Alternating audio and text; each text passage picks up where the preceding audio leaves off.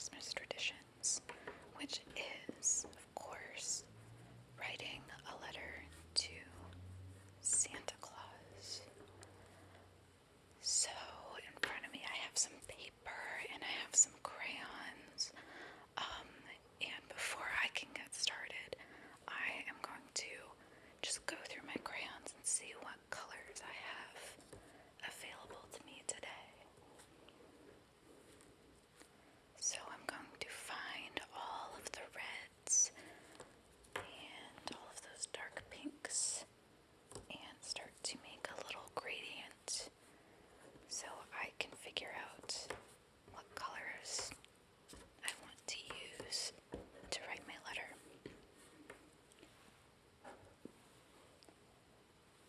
In my family, one of our favorite ways to get ideas for gifts from each other is from our Santa letters. So we will write them, and then before we send them off on their way to the North Pole, we'll send them to each other. So we have an idea of what everybody would like just in case Santa can't make it happen that year. Then we know that we can help him out and get those gifts for each other instead. So you can see I've got lots of colors to choose from. Some of them are a little hard to tell apart in this lighting. Right now, the light that I've got in this room is coming from my candle over here and my Christmas tree and some lights in the background, but it is otherwise a bit dark, but it is very, very cozy. So let's just bring these all in a little bit closer.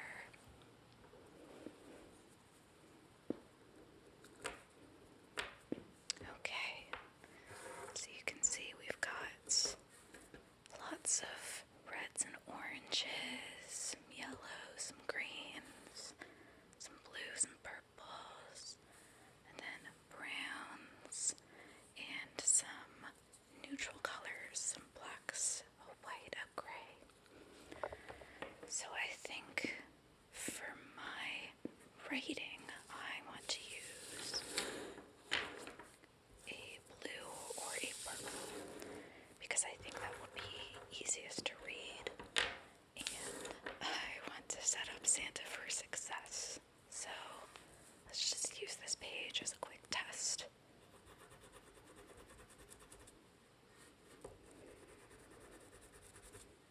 That color is pretty nice.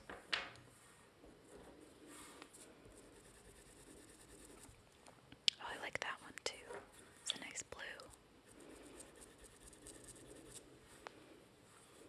Okay, I think I'm going to use this color to write my letter to Santa today.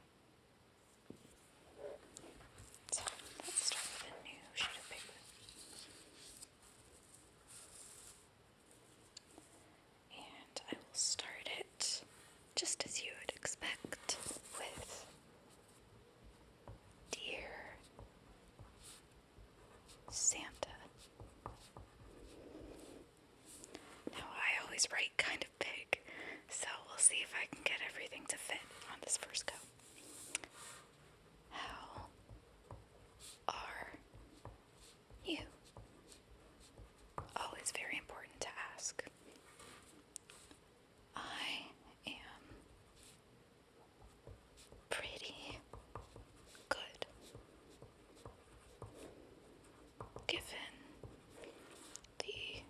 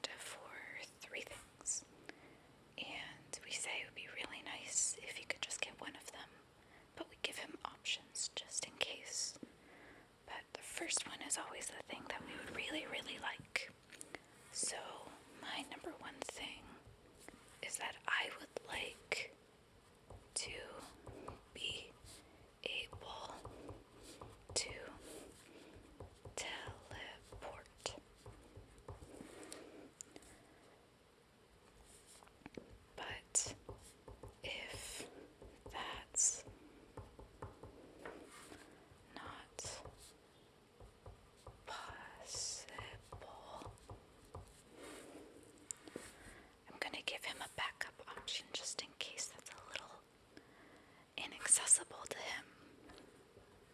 We don't want anybody working too hard at the holidays, and I'm going to switch colors just in case he's skimming these letters. He's got a lot of letters. So we're just going to see if this will work. It might help him a little bit. A brambly hedge. Winter story puzzle.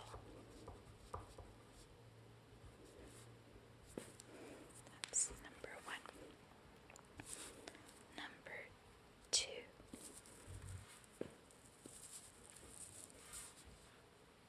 A trip to Europe. But a Rolife Flavory Cafe kit would be just as good. Then number 3,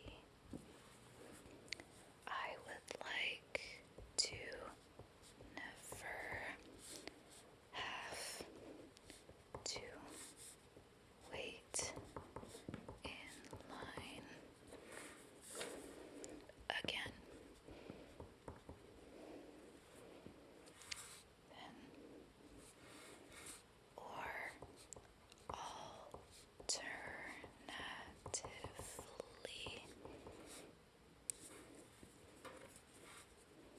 the Service Berry, which is a book by, I had to look it up. I wanted to make sure I got it right. Robin Wall Kimmerer.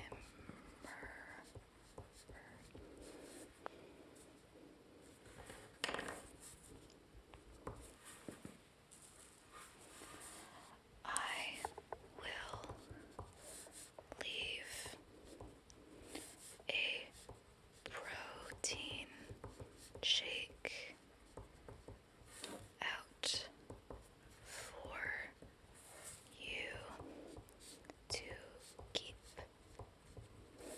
your strength up on your trip.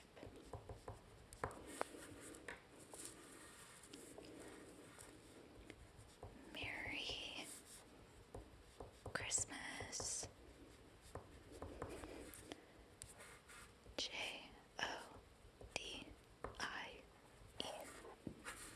I'll add a little heart.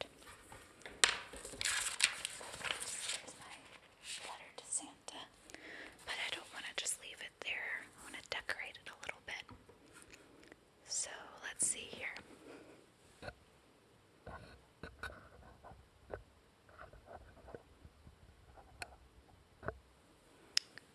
Okay, let's look at the other colors that I have. I think it'd be fun to do some holly berries and leaves in the corners. I've got a red and I've got a green. So let's start doing that. So right up in this top corner, I'm going to add 3 little berries. Very cute. Then I will add some leaves.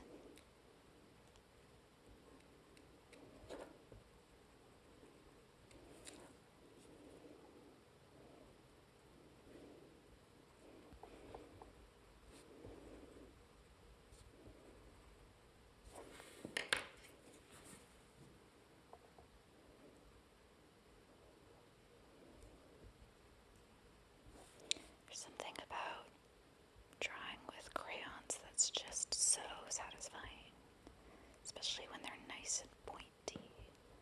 I haven't used these ones very much, but I always like getting to write this letter because it gives me an excuse to use them.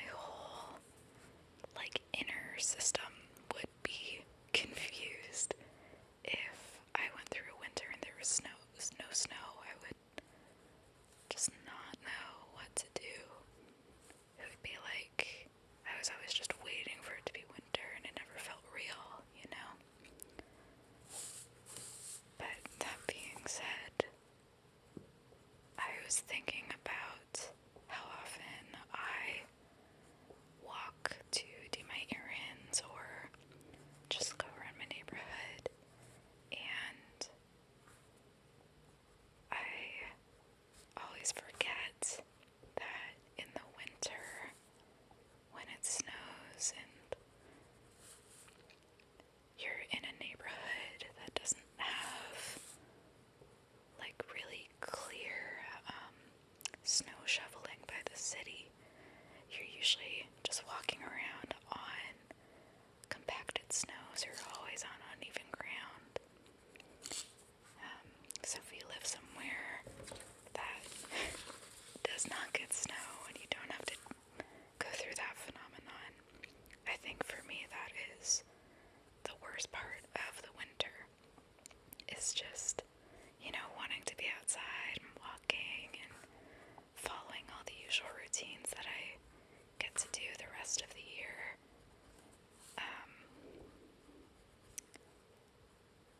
But getting so exhausted because it tires out your legs really fast when you're just trying to keep your balance on the ground that usually is not a problem at all.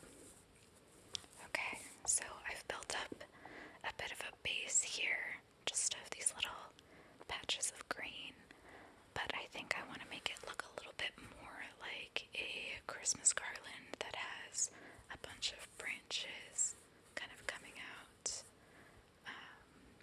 So let's give that a shot, see how we can do that.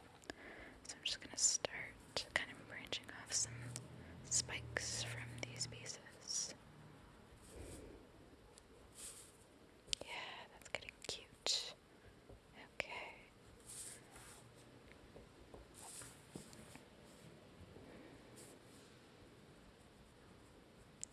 I have so many Christmas gifts to make. I always love making gifts for people. Most of my hobbies and the kind of crafty skills that I've picked up, I started because I wanted to make a gift for somebody, so I just figured I would teach myself how to do something, and we went from there.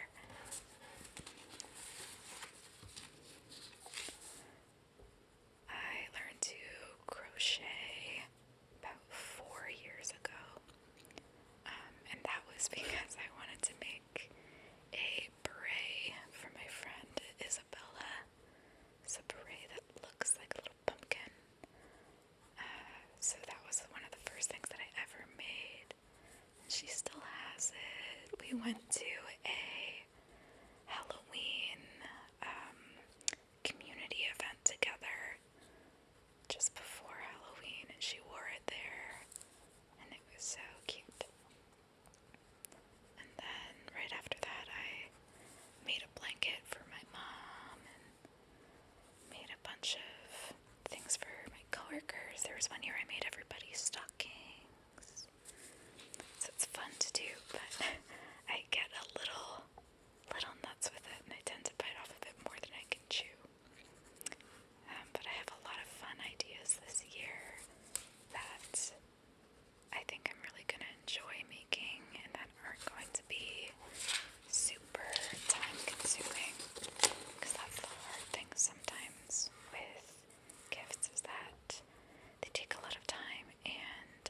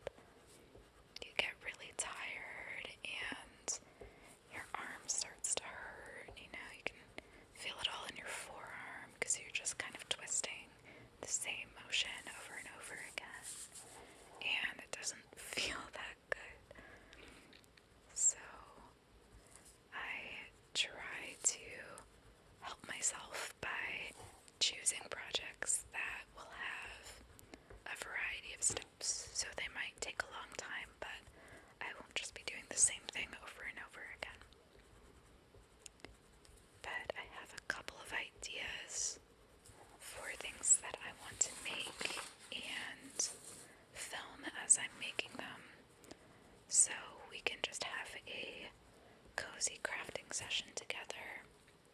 And it will be just like this, just sitting and working on something. You're welcome to bring your own project that you're working on. Maybe you're also making gifts, or you're making something for yourself, or maybe you just have homework to do and you want to be working on it with somebody. Having someone there holding you accountable is always nice. A little body doubling does me a lot of good. So I think those are going to be really fun to make. I kind of hit my groove on this side more than this one, so I'm going to go back and make a couple of little tweaks, get it a little more pointy. I think they look like flower leaves on this side more than they look like an evergreen bough, which is what I'm going for. I hope Santa likes all of these details. He has fun with them. I always like learning about other people's family traditions. I think it's so cool how creative people are and how special traditions are. And how what makes the holiday really feel like Christmas to you is so different for somebody else, but just as meaningful, just as special. Okay. Cute. So I've got this nice green border all around my letter now. And I think I want to go in and add little dots throughout it to give the feel of Christmas lights. So I'm going to test out a couple of colors here again.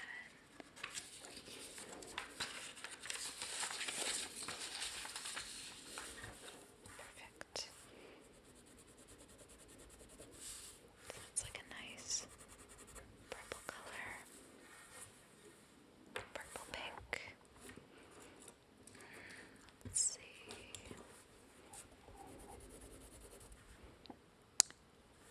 That's kind of nice.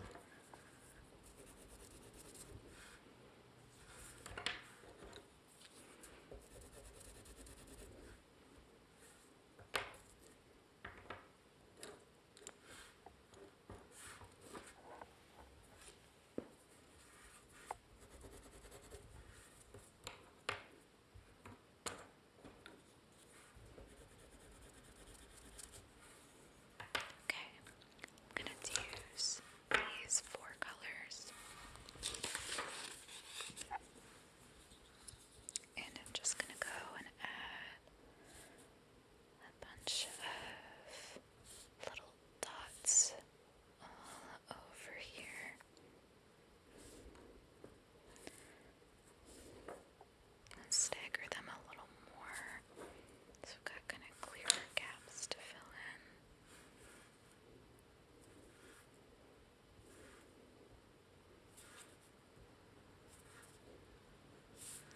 I think this is a really fun tradition to do with your family if you exchange gifts.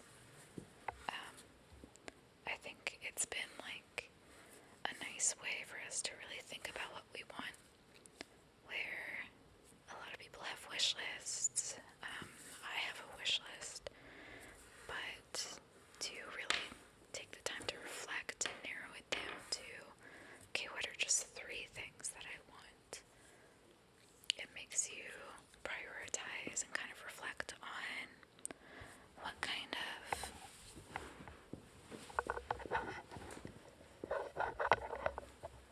I think it helps you kind of reprioritize and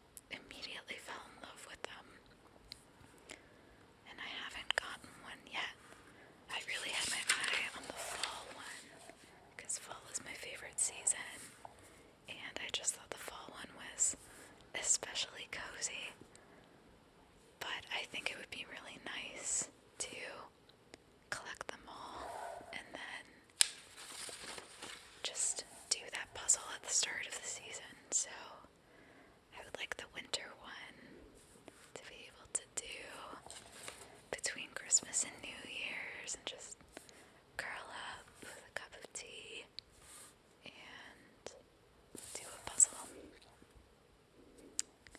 The second thing that I put on my list was the Rolife Flavory Cafe Kit. And this is one of those miniature kits. You've probably seen them, maybe you've done them.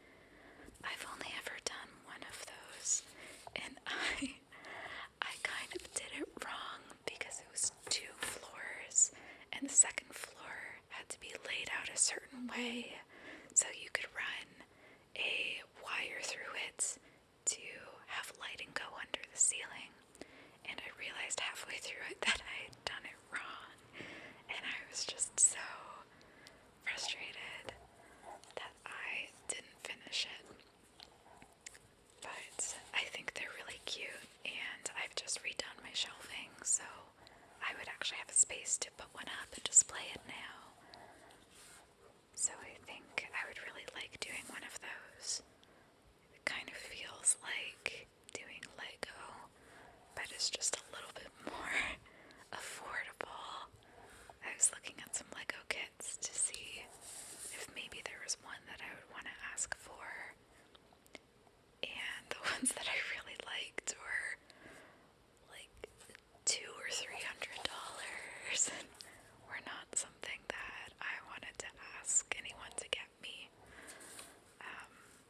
But I really like just putting things together, assembling things, and little miniatures are always so fun, so I think it would be a really fun little kit to do.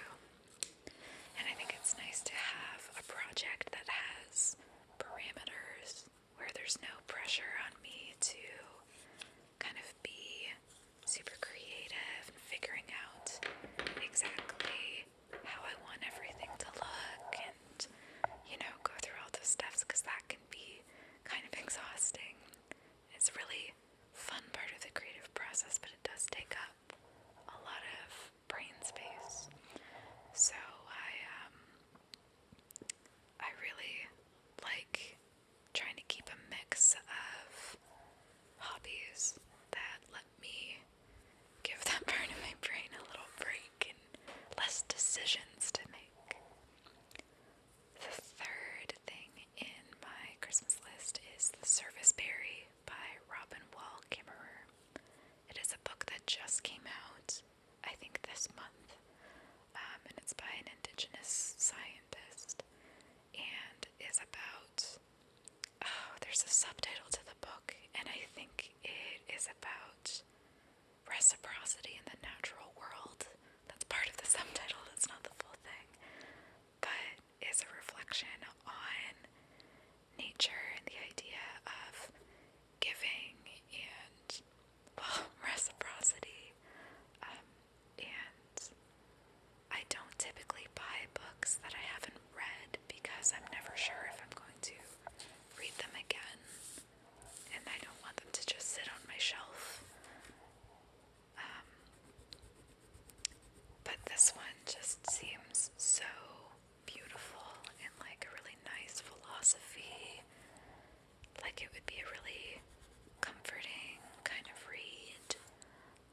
And I've been reading a lot this year, so I'm confident that it would not be wasted